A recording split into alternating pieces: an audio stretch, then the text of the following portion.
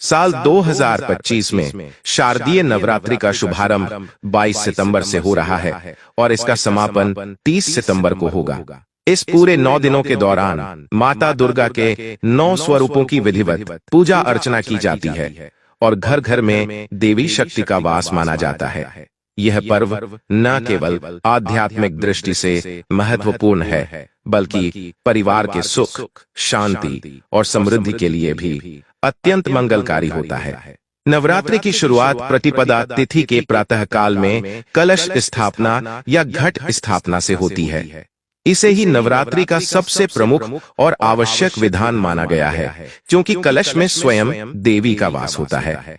प्रातः स्नान आदि कर शुद्ध वस्त्र धारण करने के बाद पूजा स्थल को स्वच्छ किया जाता है और वहां लाल कपड़े का आसन बिछाकर कलश की स्थापना की जाती है। कलश में जल भरकर उसमें आम्रपत्र और नारियल स्थापित किया जाता है। साथ ही कलश पर स्वास्तिक का चिन्ह बनाना और उसके पास जौ बोना अत्यंत शुभ माना जाता है। माना जाता है कि इन जौ के अंकुरित होने की अवस्था से पूरे वर्ष का शुभ अशुभ परिणाम भी देखा जाता है।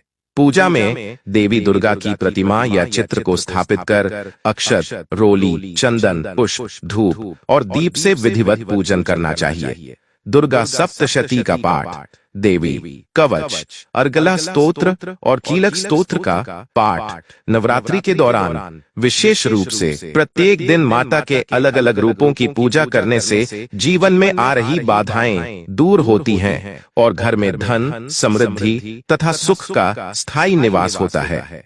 माता रानी को अपने घर बुलाने के लिए श्रद्धा और भक्ति सबसे बड़ा उपाय माना गया है। घर को स्वच्छ और पवित्र रखना, प्रतिदिन दीपक जलाकर आरती करना और माता के लिए भोग लगाना, यह सब साधारण दिखने वाले कार्य देवी को अत्यंत प्रिय लगते हैं। नवरात्रि में विशेषकर माता को लाल रंग बहुत प्रिय होता है, इसलिए पूजन में लाल चुनरी, लाल पुष्प और सिंदूर का अर्पण अवश्य करना चाहिए। घर के मुख्य द्वार पर बंधनवार और तोरण लगाना, आम और अशोक के पत्तों से सजावट करना, दीपक जलाकर दरवाजे पर रखना, यह सब देवी के स्वागत के लिए किया जाने वाला शुभ आह्वान है। नवरात्रि में कन्या पूजन का विशेष महत्व बताया गया है। अष्टमी या नवमी के दिन छोटी छोटी कन्याओं को घर बुलाकर उन्हें भोजन कराना और उपहार देना माता को अत्यंत प्रिय होता है, क्योंकि कन्याओं में स्वयं देवी का ही वास माना जाता है। इसके अतिरिक्त नवरात्रि के दौरान उपवास करना, केवल फलाहार या सात्विक भोजन करना और माँ के भजन कीर्तन में मन लगाना है। इन 9 दिनों की पूजा के बाद दशहरे के दिन माँ की विदाई और विजयादशमी का पर्व मनाया जाता है, जो असत्य पर सत्य की विजय और अधर्म पर धर्म की जीत का प्रतीक है। इस प्रकार शारदीय नवरात्रि के 9 दिनों में माँ दुर्गा के 9 स्वरूपों की पूजा कर, विशेष भोग अर्पित कर और अपने घर को भक्ति से भरकर साधक न केवल माता रानी को अपने जीवन में आमंत्रित करता है, बल्कि अपने भीतर की नकारात्मकता को भी समाप्त कर लेता है। ये उपाय यदि पूरे नियम और श्रद्धा से किए जाएं, तो माता का विशेष आशीर्वाद प्राप्त होता है और घर में स्थायी सुख समृद्धि का वास होता है। नवरात्रि के इन 9 दिनों में सबसे पहला और महत्वपूर्ण उपाय है दीप प्रज्वलन। प्रतिदिन सुबह शाम माँ दुर्गा के सामने घी का दीपक जलाना और रात्रि में 9 दिनों तक अखंड ज्योति प्रज्वलित करना माता के आशीर्वाद का सबसे सरल मार्ग है। दीपक की लौ को साक्षी मानकर भक्त जब माँ का नाम जपते हैं, तो उनके जीवन की अंधकारमय बाधाएं समाप्त होती हैं। दूसरा उपाय है माता को सुगंध और पुष्प अर्पित करना। नवरात्रि के दिनों में विशेषकर लाल रंग के पुष्प माता को अर्पित करने चाहिए। इसके साथ ही गुलाब जल या केसर मिश्रित जल का छिड़काव करना घर को पवित्र और गुप्त उपाय है चुनरी और सिंदूर अर्पण। नवरात्रि के किसी भी दिन माता को लाल चुनरी और सिंदूर चढ़ाना अत्यंत शुभ माना गया है।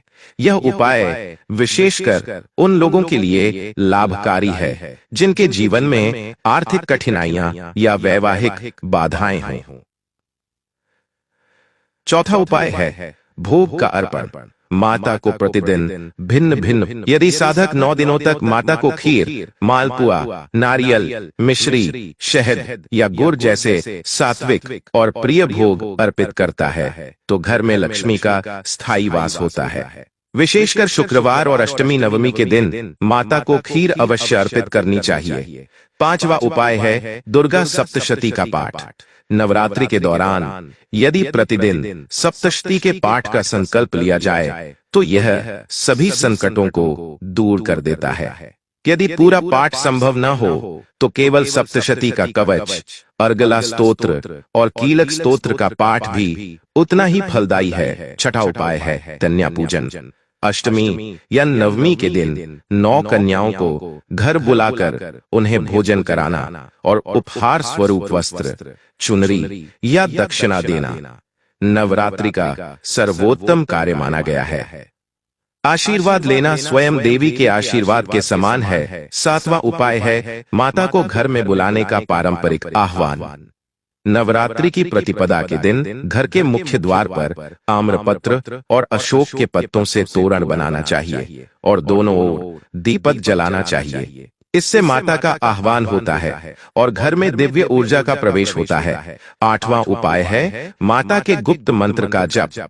नवरात्रि में ओम ऐं ह्रीं क्लीं चामुंडाय विच्चे मंत्र का जप विशेष रूप से शक्तिशाली माना गया है।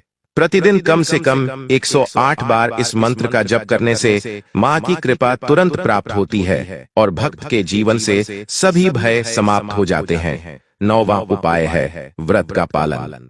नवरात्रि के दिनों में फलाहार या सात्विक भोजन करना, मद्यपान, मांसाहार और तामसिक प्रवृत्तियों से दूर रहना माता को अत्यंत प्रिय लगता है। शुद्ध आचरण से किए गए व्रत का प्रभाव भक्त के संपूर्ण जीवन पर पड़ता है। शास्त्रों में उल्लेख है कि जब जब साधक नवरात्रि में इन गुप्त और चमत्कारी उपायों को श्रद्धा से करता है तब तब माता रानी उसके जीवन में स्थायी सुख, धन, ऐश्वर्य और शांति प्रदान करती हैं। नवरात्रि केवल एक पर्व नहीं बल्कि माता शक्ति को घर घर में बुलाने का अवसर है। जो भक्त इन 9 दिनों को पूर्ण नियम और भक्ति से बिताते हैं उनके जीवन में माता का आशीर्वाद कभी कम नहीं होता।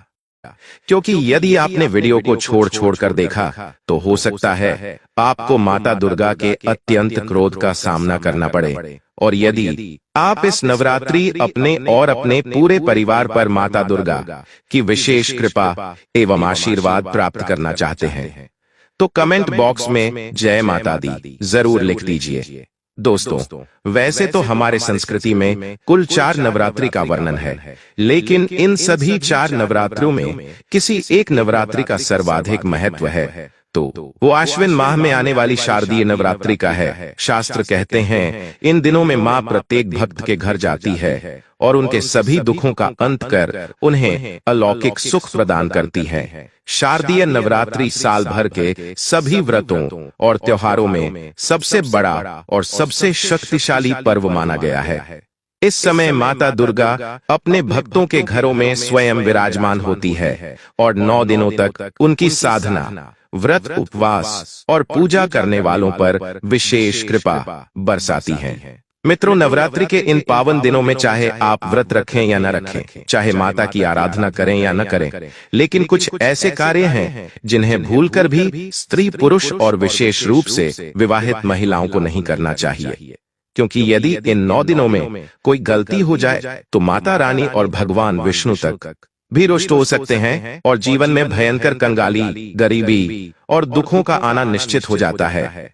गुरुजी अपनी कथा में बार बार यह बताते हैं कि शारदीय नवरात्रि के इन 9 दिनों में की गई भूलें जीवन को 7 जन्मों तक प्रभावित करती हैं। क्योंकि नवरात्रि का हर एक दिन सामान्य दिनों की तुलना में 100 गुना अधिक प्रभावकारी माना जाता है।